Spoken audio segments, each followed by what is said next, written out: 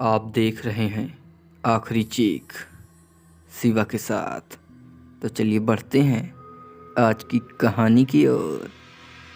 दोस्तों, यह एक सच्ची कहानी है जिसे हमारे साथ शेयर किया है हमारे प्रिय मित्र देवेंद्र प्रजापति जी ने। तो देवेंद्र जी बताते हैं कि यह घटना 2 साल पुरानी है, जब देवेंद्र की नई नई शादी हुई थी। झारखंड में रहने के कारण वह हनीमून मनाने के लिए मनाली जा रहे थे। शादी के 2 दिन बाद देवेंद्र अपनी नई कार से हनीमून मनाने के लिए अपनी बीवी के साथ मनाली की तरफ जाने के लिए तैयार होते हैं। वह नेशनल हाईवे 36 से जाते हैं। देवेंद्र ने पहले ही इस हाईवे के बारे में सुना था। इस हाईवे पर घटने वाली अनेक घटनाओं के बारे में कहा जाता था। इस हाईवे को लोग भूतिया हाईवे भी कहते थे। लोग इस रोड की तारीफ करते थे, लेकिन इसी के साथ जुड़ी थी इस रोड के भूतिया होने की कहानी। वैसे तो देवेंद्र भूत प्रेत में विश्वास ही नहीं करता था। लगभग 7 घंटे लगातार कार चलाने के बाद देवेंद्र थक सा जाता है और रात भी काफ़ी हो गई थी। इसलिए देवेंद्र रास्ते में एक रेस्टोरेंट पर रुक जाता है। यहाँ पर देवेंद्र और उसकी पत्नी कुछ नया ट्राई करने की कोशिश करते हैं। देवेंद्र वेटर से पूछता है कि यहाँ पर सबसे अच्छा क्या है। तब वेटर बोलता है, सर यहाँ पर कबाब बहुत फेमस है। और देवेंद्र ने 2 प्लेट कबाब लाने को कहा। वेटर ने 2 प्लेट कबाब को लाया और देवेंद्र और उसकी पत्नी घर से भी खाना खाकर निकले थे, इसलिए उनका पेट एक ही प्लेट में भर जाता है। देवेंद्र की पत्नी बोलती है, सुनिए जी, यह बहुत ही स्वादिष्ट है। 1 प्लेट जो बच गया है उसे पैक करा लीजिए, रास्ते में भूख लगेगी तो खा लेंगे। देवेंद्र उस वेटर को खाना पैक करने के लिए बोलता है और उसके बाद वेटर को पैसे देकर वे दोनों वहां से चल देते हैं। रात काफ़ी हो चुकी थी। कार अपनी गति से चल रही होती है कि अचानक से मौसम ख़राब होने लगता है और उन्हें ठंड का एहसास होने लगता है। थोड़ी थोड़ी धुंध भी होने लगी थी। अब देवेंद्र को गाड़ी चलाने में भी परेशानी होने लगी थी।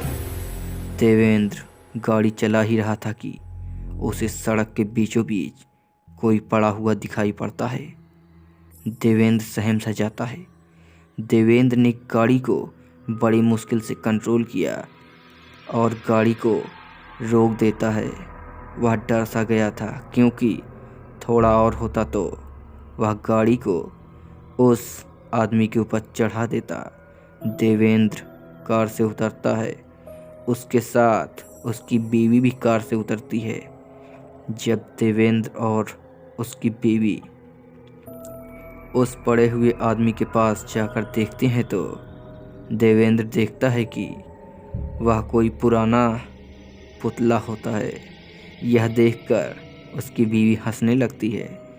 देवेंद्र और उसकी पत्नी वापस से कार के पास आकर देखते हैं तो उनका कार का दरवाज़ा नहीं खुल रहा होता है, क्योंकि वह अंदर से लॉक हो चुका था।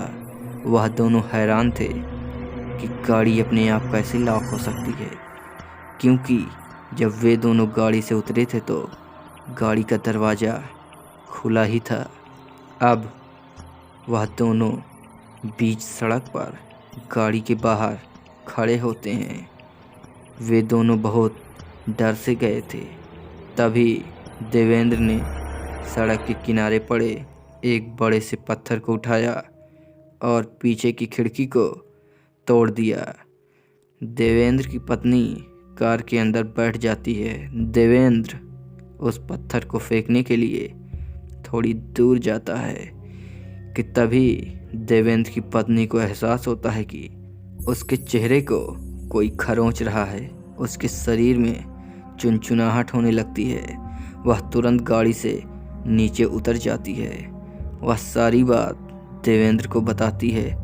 देवेंद्र ने कार में जाकर देखा तो उसे कोई भी नहीं दिखाई पड़ता, लेकिन उसके बाद जब वह कार में बैठता है तो उसे भी एहसास होता है कि कोई उसके चेहरे को खरोंच रहा है।